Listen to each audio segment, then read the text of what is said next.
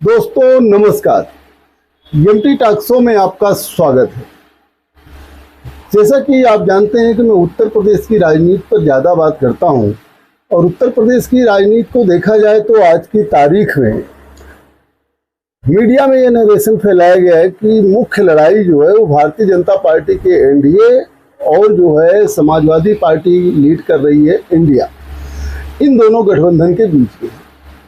बहुजन Samaj party के ऊपर जो है अक्सर लोग आरोप लगाते हैं कि जो है बहुजन समाज पार्टी जो है भारतीय जनता पार्टी के कहने पर जो है प्रोग्राम बनाती है। भारतीय जनता पार्टी को जो भारतीय जनता पार्टी की बी टीम बहुजन समाज पार्टी को कहा जाता है। ये कितना हकीकत है? क्यों बहुजन समाज पार्टी को बी टीम कहा जाता है और क्यों जो है बहुजन समाज पार्टी से ही सभी लोगों को परेशानी है? क्या वजह है? आज बहुजन समाज पार्टी सक्रिय है और आज बहुजन समाज पार्टी जो है अपने पुराने वोट बैंक को वापस पाना चाहती है और इसको लेकर के जब बहुजन समाज पार्टी कोई कार्यक्रम कर रही है तो विपक्ष के जो बहुजन समाज पार्टी के विपक्ष में है, चाहे वो भारतीय जनता पार्टी हो चाहे वो समाजवादी पार्टी हो, उनको तकलीफ हो रही। और सबसे ज़्यादा तकलीफ जो है वो समाजवादी पार्टी को होना लाजमी है। क्यों लाजमी है और क्या बसपा की रणनीति है? क्या वास्तव में बहुजन समाज पार्टी जो है वो भारतीय जनता पार्टी की बी टीम है या जो है भारतीय जनता पार्टी के इशारे पर जो है बसपा अध्यक्ष काम करती है? इसकी जांच पड़ताल होनी। समाजवादी पार्टी का यह आरोप लगातार है कि बहुजन समाज पार्टी वही काम करती है जितना जो है भारतीय जनता पार्टी कहती है। यानी समाजवादी पार्टी का ये कहना है कि जो है पीडीए का जो ग्रुप उसने बनाया, जिस पीडीए के आधार पर जो है समाजवादी पार्टी को जो है सफलता मिली 2024 लोकसभा चुनाव में, वो बहुजन समाज पार्टी जो है पीडीए को कमजोर करना चाहती है। लेकिन कभी जो है ये बातें नहीं कोई कहता है कि बहुजन समाज पार्टी क्यों कमजोर हुई, बहुजन समाज पार्टी का वोट गया कहाँ। ये समाजवादी पार्टी नहीं बताती है कि बहुजन समाज पार्टी का वोट समाजवादी पार्टी को गया।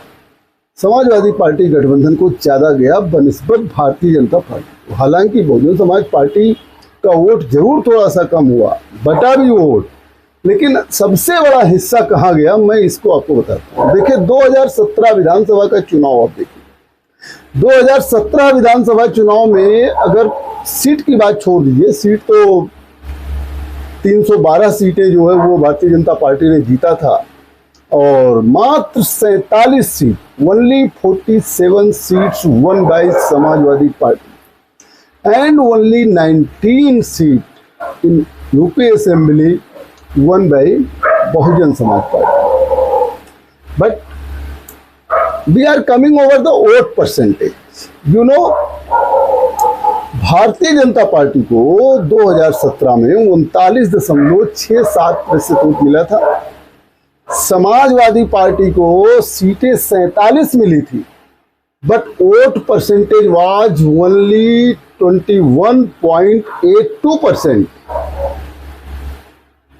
Only 21.82%, and Bahujan Samaj Party has got 22.23% vote. यानी समाजवादी पार्टी के 21.82% से 22.68% कहीं ज्यादा है, लेकिन सीटें जो है वो कम मिली। अच्छा, अब आप बताइए, ये तो हो गया 2017 का जनरल इलेक्शन। बहुजन समाज पार्टी सीटें नहीं जीत पाई, लेकिन समाजवादी पार्टी से पॉपुलर वोट उसको ज्यादा मिला। तभी सबको चिंता हुई कि अरे ये तो आज वोट ज्यादा मिला है, कल वो सीट में भी कन्वर्ट हो सकता है। तभी बहुजन समाज पार्टी के खिलाफ जो है वो साजिशों का दौर शुरू हो गया। हालांकि साजिश का दौर तो 2007 में जब बहुजन समाज पार्टी अकेले पूर्ण बहुमत में आई तभी से शुरू हुआ था, लेकिन बहुजन समाज पार्टी के खिलाफ साजिश का दौर 2017-2012 के बाद ही शुरू हो गया था, जिसमें कई पार्टियां बन गई, कई क्षेत्रीय पार्टियों को बढ़ावा दिया गया और वो क्षेत्रीय पार्टियों से भारतीय जनता पार्टी ने गठबंधन किया। उनके नेताओं को एक चेहरा बनाया और चेहरा बना के 2017 की सफलता प्राप्त की। समाजवादी पार्टी के पारिवारिक कलह का ये नतीजा रहा कि उसका वोट तो घटा ही, साथ में सीट केवल 47। अब आप आइए 2017 के बाद 22 विधानसभा चुनाव, 2022 के विधानसभा चुनाव की अगर मैं बात करूं तो वहां पर जो है समाजवादी पार्टी जो 2017 में 21 दशमलव कुछ वोट पाई थी, उसका वोट जो है बढ़ करके 32.1% हो गया। 2022 विधानसभा चुनाव में समाजवादी पार्टी 32.1% वोट पाई, लेकिन यह वोट उसको मिला कहां से? हालांकि समाजवादी पार्टी परसेप्शन बनाती है कि उसने जो है ओपी राजभर से गठबंधन किया था, उसने जो है क्या कहते हैं पल्लवी पटेल की पार्टी से गठबंधन किया था, उसने जो है चौधरी जयंत की पार्टी से गठबंधन किया था, इसलिए उसका वोट परसेंट बढ़ा। फिर भी इतना वोट प्रतिशत बढ़ने के बावजूद समाजवादी पार्टी केवल 111 सीट पाई। अब समाजवादी पार्टी का वोट जब ज्यादा था बहुजन समाज पार्टी से, तब भी वो जो है क्या कहते हैं 47 सीट पाई थी, लेकिन अब 2022 में आप देखेंगे कि 32.1% वोट पाने के बावजूद समाजवादी पार्टी जो है वह मात्र जो है क्या कहते हैं 111 सीट पाई। लेकिन अब यहां देखिए कि बहुजन समाज पार्टी को कितना वोट मिला था, 12.9%। अब वो जो 12% वोट बहुजन समाज पार्टी का कम हुआ, वह कहां गया? वो भारतीय जनता पार्टी में नहीं गया, क्योंकि भारतीय जनता पार्टी 2017 में 39.67% वोट तो पाई ही थी, उसका परसेंटेज बढ़ के 41.3% हो गया। ज्यादा से ज्यादा 2-2.5% वोट उसके वोटों में बढ़ोतरी हुई, लेकिन उसकी सीटें घट गई। तो वोट बढ़ोतरी होना परसेंटेज में ये सीटों के लिए बहुत मायने नहीं रखता है कि सीटें घटेंगी क्या बढ़ेंगी। आप देखिए कम प्रतिशत वोट पाकर भी सीटें ज़्यादा मिली और ज़्यादा प्रतिशत वोट पाकर भी सीटें कम मिली। लेकिन बहुजन समाज पार्टी को 12.9% वोट जो 2022 विधानसभा इलेक्शन में मिला, उसका जो वोट कम हुआ वह समाजवादी पार्टी के पास है। इसी तरीके से 2024 लोकसभा चुनाव देख लीजिए। 2024 लोकसभा चुनाव में बहुजन समाज पार्टी का वोट घटा, वो 12% से घट के जो है 9.39% रह गया उत्तर प्रदेश। लेकिन समाजवादी पार्टी का वोट जो है 2022 विधानसभा की अपेक्षा भी जो है वो बढ़ के जो है वो 33.59% हो गया। लेकिन जो बहुजन समाज पार्टी का वोट घटा, वही जो है वोट वो समाजवादी पार्टी लीड इंडिया गठबंधन को चला गया। इसीलिए समाजवादी पार्टी लोकसभा चुनाव में 2024 के 37 सीट पाई। अब बहुजन समाज पार्टी के पास ये जिम्मेदारी हो गई कि अपने वोट को वापस कैसे लाया जाए। ये वही वोट है जो सपा के साथ जाने की वजह से समाजवादी पार्टी को मीडिया जो है यह बता रही है कि हाँ जो है ये आगे है। ऊपर से जब बहुजन समाज पार्टी जो है वो समाजवादी पार्टी या कांग्रेस पर हमला करती है, तो यही लोग कहते हैं कि भारतीय जनता पार्टी पर हमला नहीं करती। इसीलिए भारतीय जनता पार्टी की बी टीम है। भारतीय जनता पार्टी की बी टीम कहने के पीछे तर्क यही देते हैं लोग कि बहुजन समाज पार्टी जो है वो समाजवादी पार्टी पर हमला नहीं करती, वो भारतीय जनता पार्टी पर हमला नहीं करती, बल्कि समाजवादी पार्टी और कांग्रेस पर ज्यादा हमलावर रहती है। भाई आप सभी को पता है कि बहुजन समाज पार्टी जो इतनी बड़ी पार्टी बनी है वो शुरू में कांग्रेस के ही मुकाबले बनी है, कांग्रेस का ही विरोध करने के बाद बनी है। अब कांग्रेस में सबसे पहले जो है दलित मतदाता जो है वो कांग्रेस को ही वोट देता था। इसीलिए जो है माननीय कांशीराम जी ने या बहन मायावती जी ने जो बसपा के कर्णधार हैं, उन लोगों ने कांग्रेस के विरोध में ही जो है बसपा को खड़ा किया। आज समाजवादी पार्टी के साथ जब कांग्रेस का गठबंधन हो जाता है तो दलित मतदाता अपने को सेफ समझता है, और क्योंकि उसका जो जड़ थी वो कांग्रेस को ही वोट देता था। कांग्रेस की वजह से जो है दलित मतदाता बड़ी संख्या में जो है वो मूव हुआ, और मूव होके जो है वो उत्तर प्रदेश में इंडिया गठबंधन के साथ गया, जिसका नतीजा आप देख रहे हैं। चाहे वो 2022 विधानसभा का चुनाव रहा हो, चाहे 2024 लोकसभा का चुनाव रहा हो। ये कांग्रेस और सपा के साथ गया।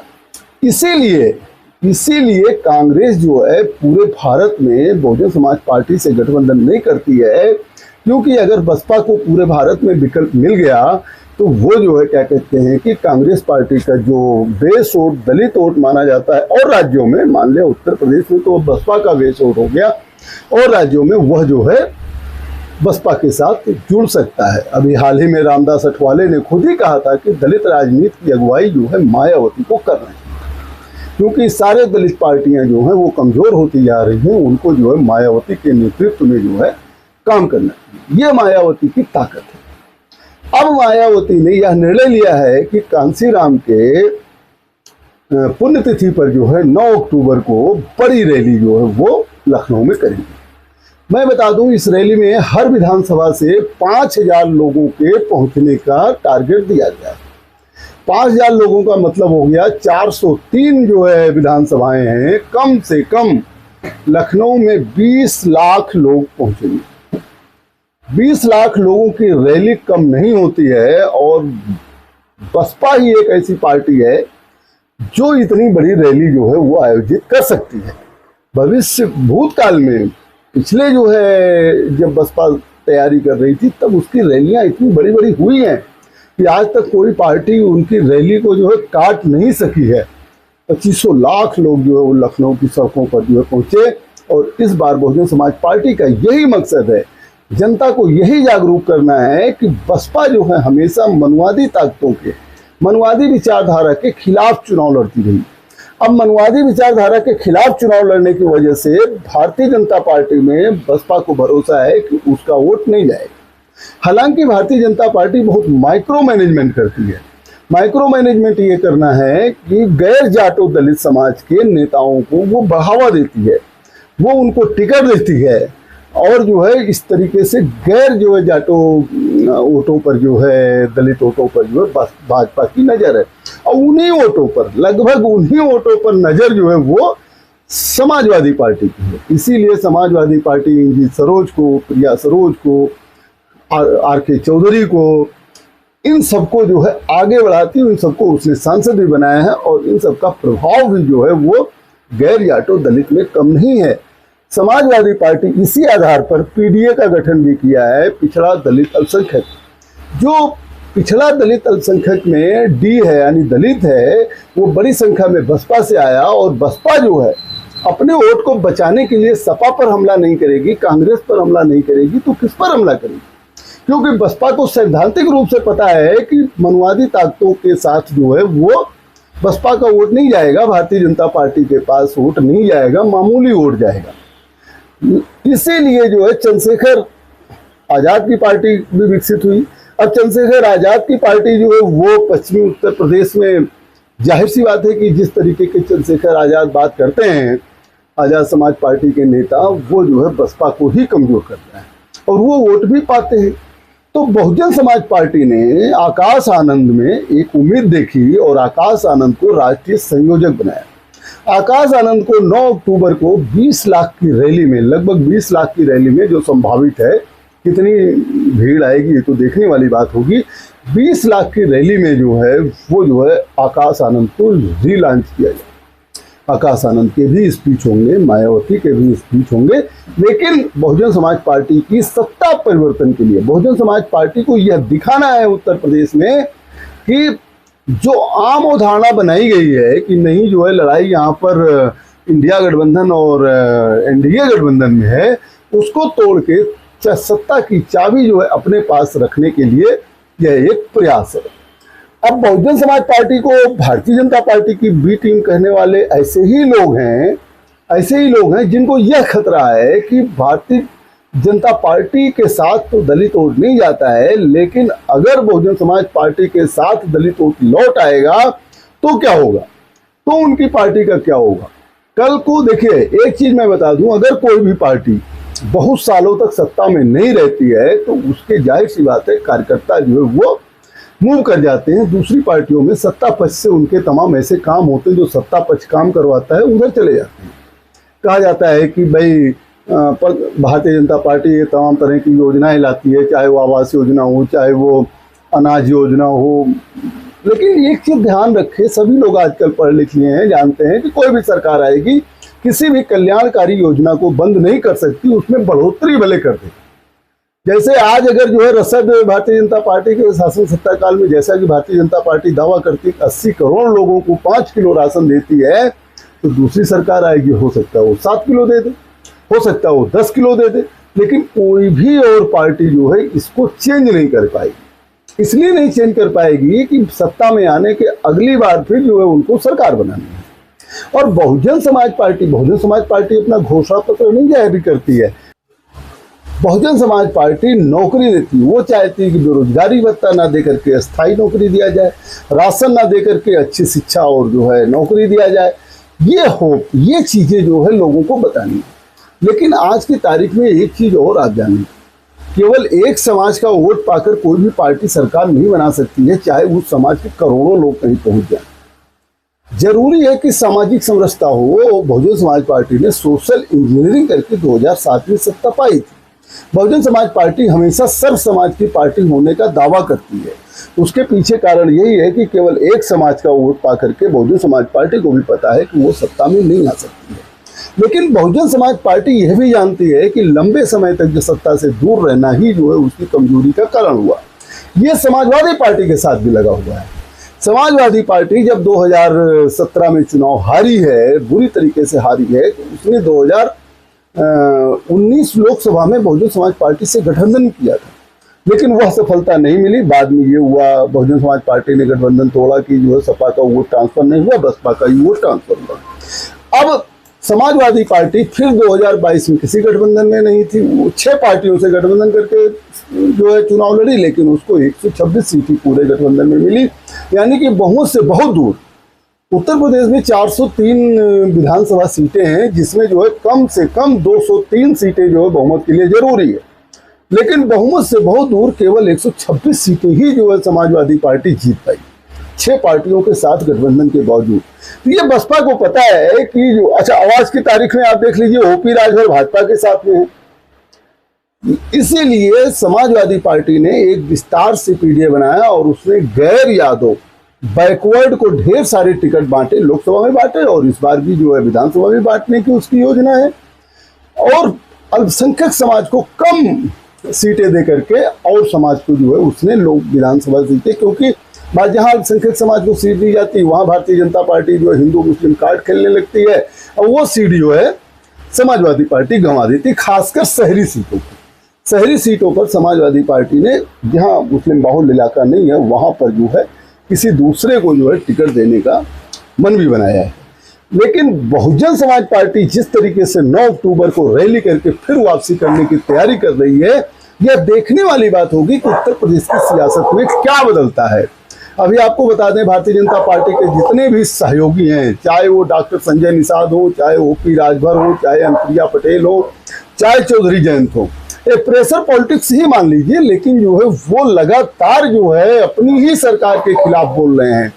अभी हम बता दें, भारतीय जनता पार्टी के एक सांसद हैं जयप्रकाश निषाद जी, उन्होंने इनडायरेक्ट जो है संजय निषाद पर हमला करते हुए कहा कि ये लोग कहाँ थे, 2014 में कहाँ थे, 2017 में कहाँ थे, ये तो बस सौदेबाजी करते, अपने कुनबे को बढ़ाते हैं। संजय निषाद ने जो है जयप्रकाश निषाद को बिना नाम दिए दलाल तक बोल दिया। तो ये सब इनकी पार्टियों में चल रहा है। संजय निषाद तो कई बार जो है धमकी दे चुके हैं कि गठबंधन तोड़ दिया जाए। अब बहुजन समाज पार्टी के पास सत्ता की चाबी पाने का क्या तरीका हो, 9 अक्टूबर की रैली हो जाने दीजिए, उसके बाद जो है और चीजें पता लगेंगी। लेकिन एक चीज तय है कि जब तक नेता नहीं जुड़ता है तब तक उसका समाज नहीं जुड़ता है। कहा जा रहा है कि बहुजन समाज पार्टी जो है वो अपने पुराने नेताओं को पार्टी में वापस लेना चाहती है, और हो सकता है कि 9 अक्टूबर रैली के बाद जो है तमाम ऐसे नेता वापस आ भी जाएं। अब देखिए, क्या कहते हैं कि इसे मौर्य हैं, शाक हैं, सैनी हैं, ये बहुजन समाज पार्टी को ही वोट देते थे। तब उसमें बाबू सिंह कुशवाहा हैं, स्वामी प्रसाद मौर्य हैं, इन सब बड़े बड़े नेता जो उसमें रहते थे। लेकिन आज की तारीख में भी नहीं है। बाबू सिंह कुशवाहा की खुद की पार्टी है, लेकिन समाजवादी पार्टी से वो सांसद हैं जौनपुर से।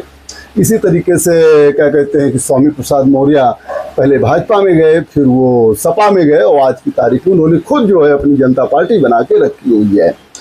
अब सवाल ये उठता है कि 9 अक्टूबर रैली के बाद क्या बहुजन समाज पार्टी गठबंधन की राजनीति में आएगी?